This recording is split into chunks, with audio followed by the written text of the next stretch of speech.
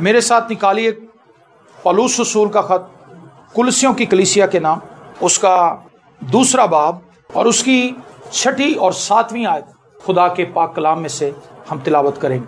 कुलसियों 2 बाब उसकी 6 और 7 आयत। और खुदावंद के जिंदा कलाम में यूँ लिखा है, बस जिस तरह तुमने मसीह यीशु खुदावंद को कबूल किया उसी तरह उसमें चलते रहो और उसमें जड़ पकड़ते और तामीर होते जाओ, और जिस तरह तुमने तालीम पाई उसी तरह ईमान में मजबूत रहो और खूब शुक्रगुजारी किया करो। आमीन। मेरे अजीज बहनों और भाइयों, आप में से ज्यादातर लोग ऐसे हैं जो खुदावंद को जानते हैं, बपतिस्मा याफ्ता हैं और खुदावंद में बढ़ने की ख्वाहिश भी रखते हैं। गुजरे चंद महीनों से एक चीज मेरे अंदर बहुत ज्यादा जोर मार रही है और जिस पर मैंने बहुत बात भी की है मुख्तलिफ जगहों पर जाकर। आज भी खुदावंद ने मेरे दिल में बोझ रखा कि हम इस मौजू पर बात करें कि वो लोग जो अरसा दराज से बपतिस्मा ले चुके हैं, दुआ भी करते हैं, कलाम भी पढ़ते हैं, वो रूहानी तौर पर ग्रो क्यों नहीं करते? और रूहानी तौर पर ग्रो करने का मकसद क्या है? और रूहानी तौर पर ग्रो करना है क्या? रूहानी तरक्की हम किसे कहते हैं? हमने आमतौर पर रूहानी तरक्की को जिस्मानी बरकत के साथ नथी कर दिया है, जोड़ दिया। किसी के पास गाड़ी हो, किसी के पास घर हो, किसी के पास अच्छी नौकरी हो, किसी के बच्चे बड़ी आला तालीम हासिल कर रहे हो, ये सब बरकत हैं। लेकिन खुदा हमें महज यहीं तक नहीं रखना चाहता। खुदा का प्लान इससे बहुत बड़ा है, खुदा का मंसूबा इससे बहुत बड़ा है। खुदा ये चाहता है कि जिस तरह हमने मसीह खुदावंद को कबूल किया है, हम उसमें चलते रहें और उसमें जड़ पकड़ते। क्या करना है जी? हमने मसीह में जड़ पकड़नी। साइंसदान ये बताते हैं, मैंने अपने बुजुर्गों से बात सुनी है कि जिन्ना कोई दरख्त उच्चा होता है उन्ना ही दरख्त थल्ले भी होना ही होता है, उसकी जड़ें उतनी क्या है, वो अपनी जड़ों की बेस पे ऊपर बढ़ता है। अगर आप कोई बहुत बड़ी बिल्डिंग देखते हैं तो आपको फौरन ही अंदाजा हो जाना चाहिए कि इसकी बुनियाद बड़ी मजबूत है। क्यों जी सर? कमजोर बुनियाद वाली बिल्डिंग के ऊपर मालिक कभी भी बहुत ऊंची इमारत खड़ी नहीं कर सकता, क्योंकि उसे पता है कि मेरी बुनियाद कमजोर है। अगर मैंने इस पे ज्यादा वजन डाल दिया तो ये घर खड़ा नहीं रहेगा, ये गिर जाएगा। इसी तरह से एक मसीही जिसकी बुनियाद, जिसकी जड़ें मसीह के अंदर रही हैं, कमजोर हैं, उसने अपनी जड़ों को फैलाया नहीं है, तो वो कभी ये तसव्वुर ना करे कि वो रूहानी तौर पर ग्रो करेगा। वो रूहानी बोना बन के जिंदा रहेगा और उसी हालत में मर जाएगा। खुदा ये चाहता है कि हम स्पिरिचुअली बढ़ें, और स्पिरिचुअली बढ़ने का जो सबसे बड़ा साइन है वो ये है कि आप डे बाय डे क्राइस्ट की सूरत पर, मसीह की सूरत पर ढलते जाएं। आमीन। ये है जी रूहानी तरक्की, कि आपकी पर्सनैलिटी, हमारा किरदार, हमारी सोच, हमारी गुफ्तगू, हमारी बातें, हमारा उठना बैठना, हमारा चाल चलन, मोहल्लेदारों में हमारी रेपुटेशन ऐसी हो कि लोग कहें इसके अंदर मैंने मसीह को देखा है, इसकी जिंदगी दूसरों से फर्क है। ये कब होगा? जब हम अपनी जड़ें मसीह खुदावंद में मजबूत करें। और मैं आपको बताऊं, दरख्त अपनी जड़ों को जमीन के अंदर फैलाने में साल हर साल लगाता है। ऐसा नहीं होता कि आपने एक पौधा लगाया और एक ही हफ्ते के अंदर उसने अपनी जड़ें वो फैला दी। टाइम लगता है सेटल होने में, स्पिरिचुअली सेटल होने में भी टाइम लगता है, मेहनत करनी पड़ती है। और उससे आगे लिखा तमीर होते जाओ। तमीर करना बहुत मुश्किल है, ढाना आसान है। चढ़ना मुश्किल है, गिरना बहुत आसान है। सीढ़ियां आप चढ़े चढ़े चढ़े और ऊपर जाके एक ही सीढ़ी स्लिप हो, फिर तुसी आप ही थले आ जाए, फिर उतरने की जरूरत नहीं, फिर आप अपने आप ही नीचे आ जाए। तनज़्ज़ुली जो है वो बड़ी तेजी से होती है, कंस्ट्रक्शन बड़ी मुश्किल से होती है। इस वक्त जो पाकिस्तान के मौजूदा हालात हैं, मैं थोड़ा सा इस पे भी तबसरा करना चाहूंगा, इस पर बात करना चाहूंगा, क्योंकि बड़ा अहम इशू है, ताकि आप इसके लिए दुआ कर सकें। इस वक्त पाकिस्तानी अवाम के लिए बड़ा मसला ये है कि इस गवर्नमेंट को आए हुए लगभग 2.5 साल हो चुके हैं। 26 महीनों के अंदर इस गवर्नमेंट की पॉलिसीज की कुछ समझ ही नहीं आ रही, को पता ही नहीं चल रहा। जिस बंदे के पास आप जाए, सर जी नवाज शरीफ के दौर से बड़ा अच्छा सी, आटा भी सी, चीनी भी सी, सब कुछ सी, घ्यो भी सस्ता सी। सब नवाज शरीफ की जो गवर्नमेंट थी या गुज़िश्ता गवर्नमेंट्स गुजरी हैं, वो आर्टिफिशियल गवर्नमेंट्स थी। कैसे? उन्होंने कर्जा लिया, कर्जा लिया, कर्जा लिया, कर्जा लिया और उसके लिए सब्सिडीज देते रहे। सब्सिडी समझते हैं क्या है? एक चीज की एक्चुअल प्राइस 10 रुपए है, लेकिन गवर्नमेंट अपने से 5 रुपए डाल के आपको वो चीज 5 रुपए की प्रोवाइड कर देती। आपको पिछली कहानी का नहीं पता, आपको सिर्फ यही पता कि यार 5 रुपए की रोटी मिलन रही। वाह यार, नवाज शरीफ की क्या ही बात। लेकिन नवाज शरीफ पीछे क्या गेम डाल रहा है वो हमें नहीं पता। उसने 5 रुपए आप पे कर्जा चढ़ा दिया, ایک شخص ایک وقت میں قرضہ لیتا ہے، اس کو قرضہ مل جاتا ہے، بھائی آپ بھی مجھے قرضہ دے دیں، بھائی آپ بھی قرضہ، ایک ٹائم پہ وہ بینک کرپٹ ہو جاتا ہے، پورے محلے میں مشہور ہو جاتا ہے کہ اب مانگتا ہی ہے، دیندہ نہیں جے واپس، پھر اس کو پیسے ملنے بند ہو جاتے ہیں۔ پاکستان اس تنگ گلی کے اندر گھس چکا تھا جہاں اب نہ عالمی ادارے ہمیں پیسے دینے کے لیے تیار تھے، نہ ہی ہمیں ہمارے ہمسایہ ممالک پیسے دینے کے لیے تیار تھے، اور ہم ایک آرٹیفیشل ماحول کے اندر زندہ تھے۔ میں اس بات کو واضح کرنا چاہتا ہوں کہ آپ حیران ہوں گے کہ پاکستان کے اندر لگ بھگ 5 کروڑ کے قریب بینک اکاؤنٹس تھے، جن میں سے 2.5 کروڑ بے نامی اکاؤنٹ تھے، پتہ ہی کوئی نہیں تھا کہ یہ کن کے ہیں۔ ایک فلودے والا فلودہ بیچ رہا ہے، اس کی فوٹو کاپی کسی نے پکڑی، اس کو پتہ ہی نہیں میرا بینک اکاؤنٹ کھلا ہوا ہے، مطلب میں نہیں اس کو چلا رہا، چلا اس کو کوئی اور رہا ہے، لیکن وہ میرے نام سے ٹرانزیکشنز ہو رہی ہیں۔ وہ فلودے والے نو پھاڑ لیا نا، انہوں نے کہا بھی تیرے کو لینا پیسہ کتوں آ گیا؟ انہوں نے کہا سر جی مینوں تو گاش ہی پی گیا، اینے پیسے میرے اکاؤنٹ جنے تے میں تے فلودہ بیچ رہے ہیں۔ 2.5 کروڑ بے نامی اکاؤنٹ اس گورنمنٹ نے بند کر دی، ان کو ٹریس آؤٹ کیا ہے، اور وہ سارا کرپشن کا پیسہ۔ وہ انیشیٹوز اس گورنمنٹ نے لیے ہیں جس سے آپ کا ملک درست ڈائریکشن کی طرف آ رہا ہے، اور اب آپ کو جو چیزیں ملیں گی وہ ایکچوئل پرائس پہ ملیں گی، جو ان کا اصل ریٹ ہے۔ آپ کو یاد ہوگا شہباز شریف نے سستی روٹی کا ایک پروگرام چلایا تھا، 2 روپے کی روٹی، روٹی تو 2 روپے کی نہیں تھی، روٹی تو 5 روپے کی تھی، لیکن 3 روپے وہ اپنے پلے سے نہیں دے رہا تھا، وہ گورنمنٹ کے کھاتے میں سے نکال کے دیا جا رہا تھا۔ اور اس سے کیا ہوا؟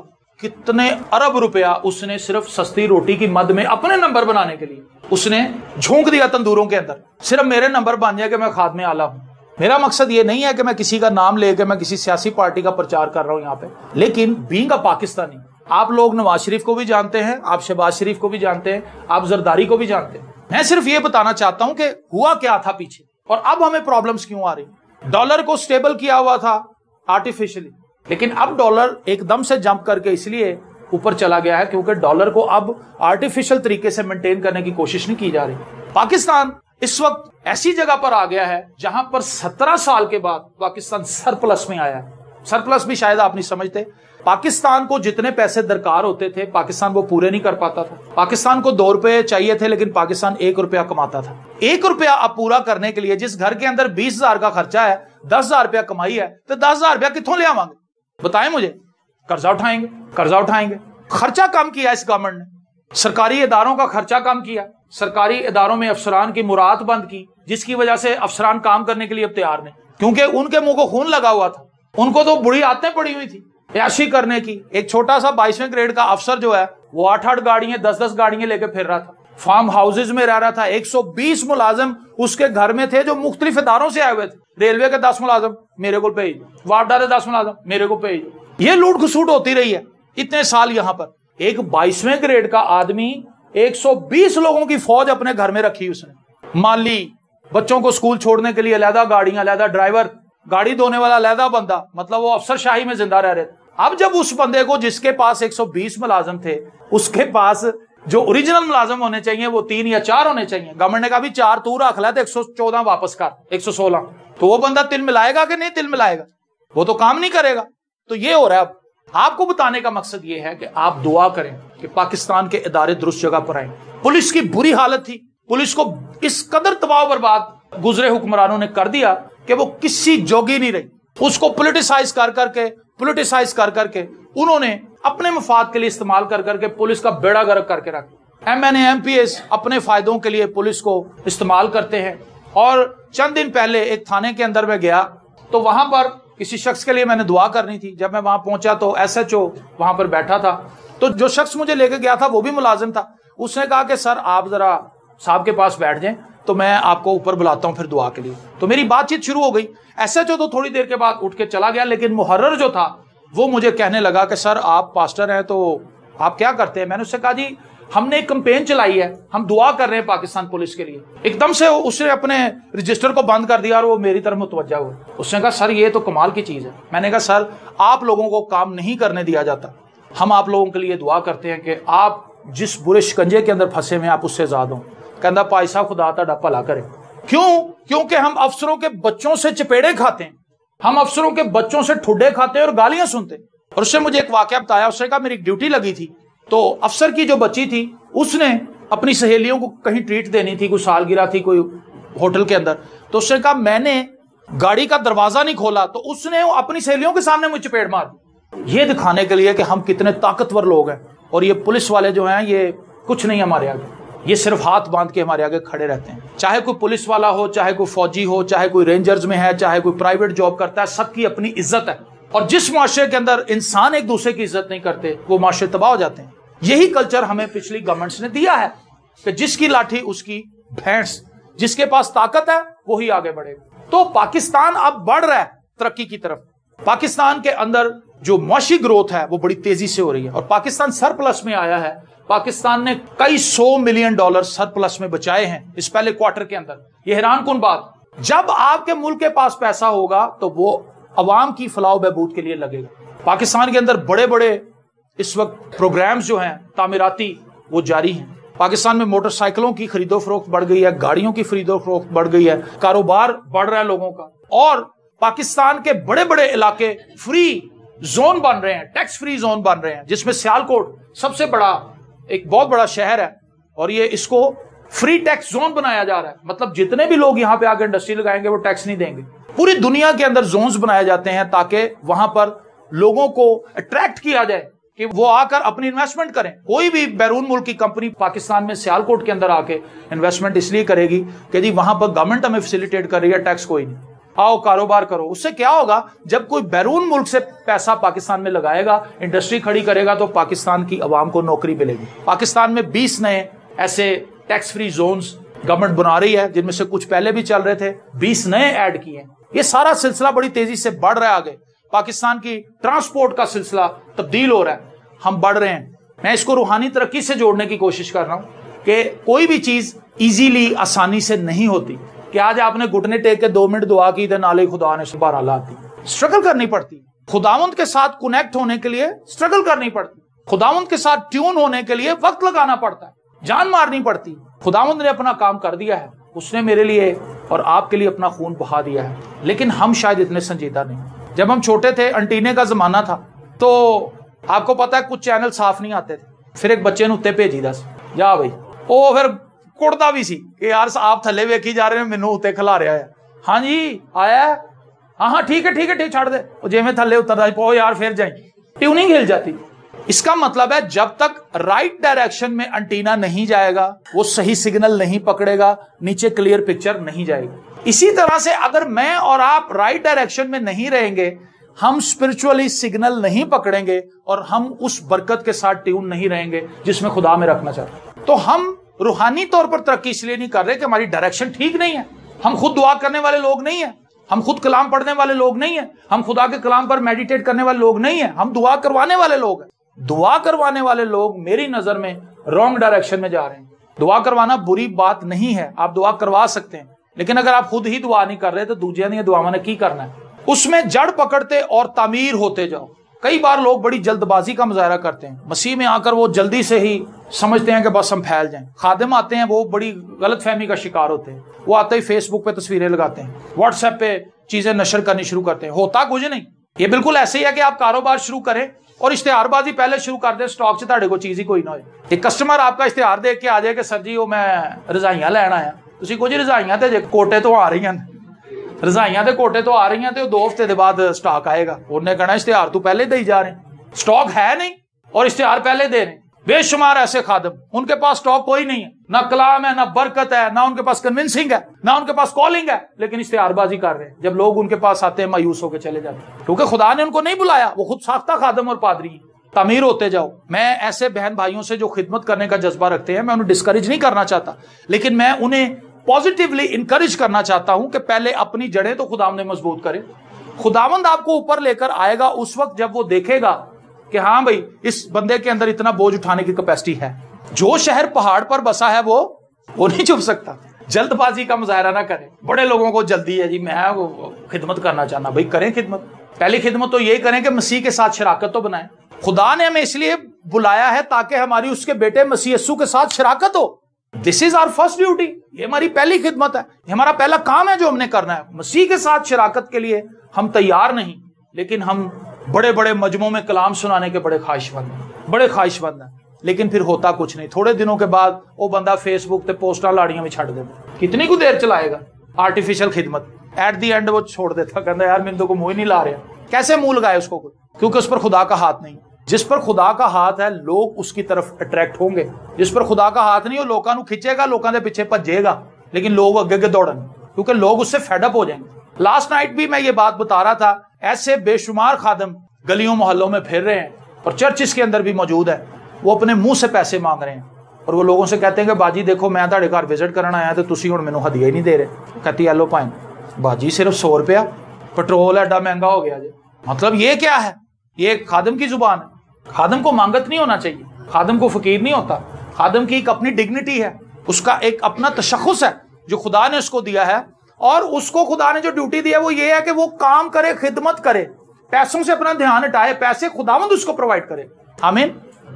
خادم کا کام پیسے مانگنا نہیں. خدا نے ہمیں اس لیے خادم نہیں بنایا کہ ہم لوگوں سے پیسوں کی اپیل کرتے ہیں. خدا نے ہمیں اس لیے چنا ہے تاکہ ہم اس کا کلام سنائیں, اور جب ہم اس کا کلام سنائیں گے تو ڈیفینیٹلی خدا ہماری ضرورتوں کو پورا کرے.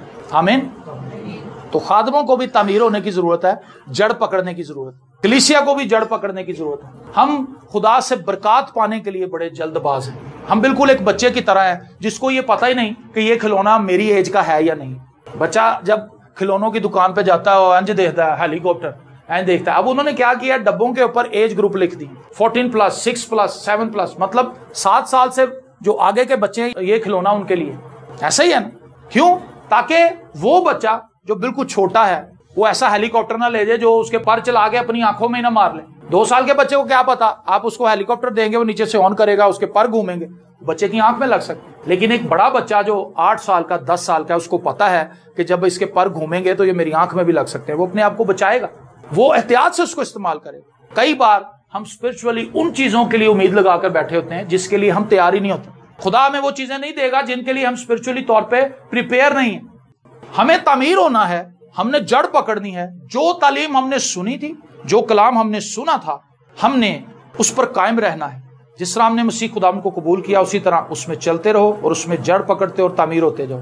اور جس طرح تم نے تعلیم پائی اسی طرح ایمان میں مضبوط رہو. آپ کو یہ پتا ہے کہ خداوند نے یہ چیزیں مجھے دینی ہیں, لیکن وہ چیزیں نہیں مل رہی, تو پھر کیا کریں؟ ایمان میں مضبوط رہیں. خداوند ضرور کرے گا, خداوند اپنے وقت پر ایسا کرے گا. ہم اسپرچولی طور پر میچور نہیں ہیں, امیچور ہیں. امیچورٹی ہمارے اندر ہے, بچوں کا سر وہی ہے ہمارا. اور بہت سے لوگ پھر فیڈ اپ ہو کے چرچ ہی آنا چھوڑ دیتے, بابوں کے پاس واپس چلے جاتے. بابے انہیں 2 ہاتھوں سے لوٹتے ہیں. پادریوں کو نہیں لوٹنا چاہیے. یہ سمجھ لیں کہ بابا کی کہندا ہے مرغے لیا, بکرے لیا, 7000 روپیہ دے, میں چلا کرنا, میں فلانیاں چیزاں لے, بادام لے, بادام ساڑنے, مہنگی مہنگی چیزیں. تیرا مسئلہ بڑا ٹائٹ ہے, تیرے تے کام بڑا ہیوی ہویا ہے, زعفران ساڑنا پینا. زعفران اتنا مہنگا, یہاں تو آپ لے آیا تو یا پھر مینوں ہی پیسے دے دے, میں لے آواں گا. وہ کہندا جی میں کتھوں لے آنا, تسی پھڑو پیسے. یہ سب چور بازاری ہے. اور ہم کیوں پھنستے ہیں اس ٹریپ میں؟ کیونکہ ہم جلد باز ہیں, ہمارا یقین نہیں ہے, ہمارا ایمان نہیں ہے. وہ کہتا ہے کہ تم ایمان میں مضبوط رہو. ہمارا ایمان کمزور پڑ جاتا ہے. یار دعا سے تو کچھ نہیں ہو رہا, پادری دی دعا نال بھی کچھ نہیں ہویا, میرا خیال ہے بابا ہی نہیں بھائی, بابا ہی. بابے کے پاس پہنچ گئے, بابے نے پیسے جو تھے وہ بھی لوٹ لیے بابے نے, اور پھر بدروواں لے کے چرچ آ گئے. پائی صاحب پاس ایک دعا کرنے والے کو لے گئے سن, دعا ہی وہ کردا ہے. میں کہا بیٹا وہ دعا نہیں کردا جے کو تو گئے. بدروواں پھر چرچ میں نکلوانے آتے ہیں. کام سیدھے انہیں لگتا ہے شیطان کر دے گا, شیطان کے چیلے کر دیں گے. جب بگڑ جائے گا, بگڑیا ہے کیس خدا کو لین دے. ہوتا ہے نا ایسے چرچ میں, کہندا نہیں باجی تو اپنا کیس بگاڑ لے, ہن کام خراب ہے. ہاسپٹل بھی نہیں ہاتھ ڈالتے. پھر بگڑے ہوئے کیس پادریوں کے پاس آتے ہیں, چرچ میں آتے ہیں. یہ کیا ہے؟ یہ ہماری حماقت ہے. ہم جلد بازی سے پھنس جاتے ہیں ٹریپ کے اندر. تو وہ کہتا ہے ایمان میں مضبوط رہو اور خوب شکر گزاری کیا کرو. روحانی طور پر بڑھنے میں آپ کو ٹائم لگے گا. یہ ایک سلو پروسیس ہے. خداوند ہمارے رویوں کو بدلنا چاہتا ہے. یہ روحانی ترقی کی ایک بہت بڑی ضمانت ہے. اب غصہ کنٹرول کے اندر آ گیا, اس کا مطلب ہے یو آر اسپرچولی گروئنگ, آپ بڑھ رہے ہیں. اب آپ جھوٹ پر کنٹرول کر گئے. اب آپ لوگوں کو ترقی کرتے ہوئے دیکھتے ہیں تو آپ کو حسد نہیں ہوتا. It's mean you are on the right way, آپ صحیح راستے پر جا رہے ہیں. لیکن یہ چیزیں تو ہمارے اندر آ ہی نہیں رہی. تو چرچ اسی کھیل رہے ہیں.